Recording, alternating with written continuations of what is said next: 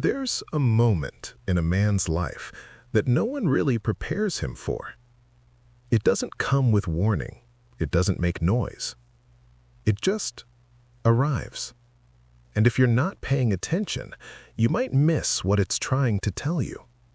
Before we begin, if stories like this speak to you, just write "still standing" in the comments.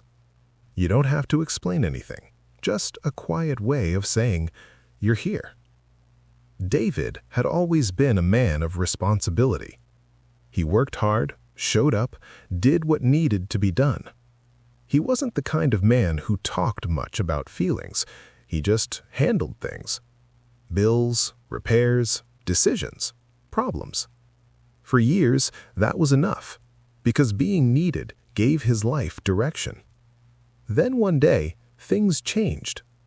Work slowed down, the house grew quieter, the routine that had shaped his life for decades faded.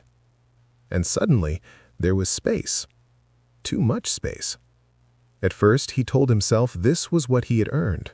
Rest. Freedom. But freedom felt unfamiliar, because for the first time in years, no one was asking anything from him. It happened one morning.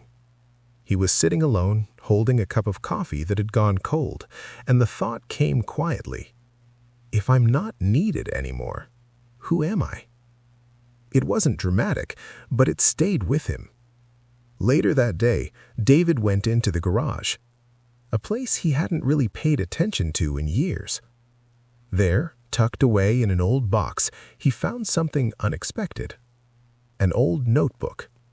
Inside were sketches, ideas, plans. Things he had once wanted to build. Things he had never made time for.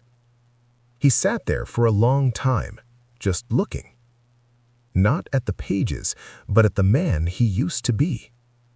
The next morning, he didn't rush. He didn't turn on the TV. He didn't fill the silence. Instead, he picked up that notebook again. And for the first time in a long time, he allowed himself to be curious. He started small. A short walk, a small project in the garage, a conversation with someone he hadn't spoken to in years. Nothing dramatic, but something shifted.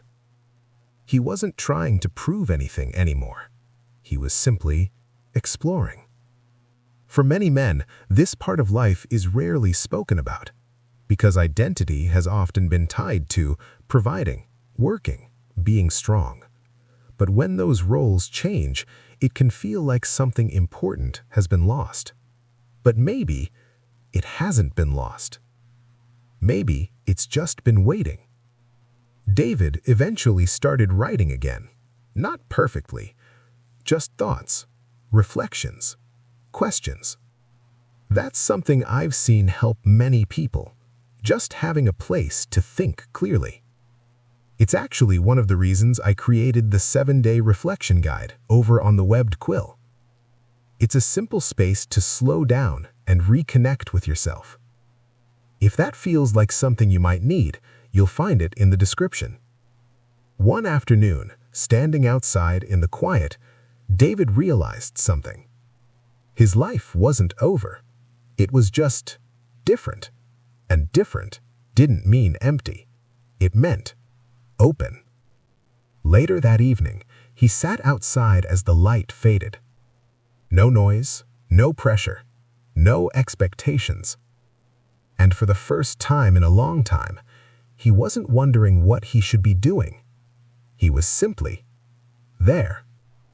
If this story spoke to you, just write "still standing" in the comments. You don't need to explain anything. And if you want more stories like this, about life, reflection, and starting again, you're always welcome here at the Webbed Quill.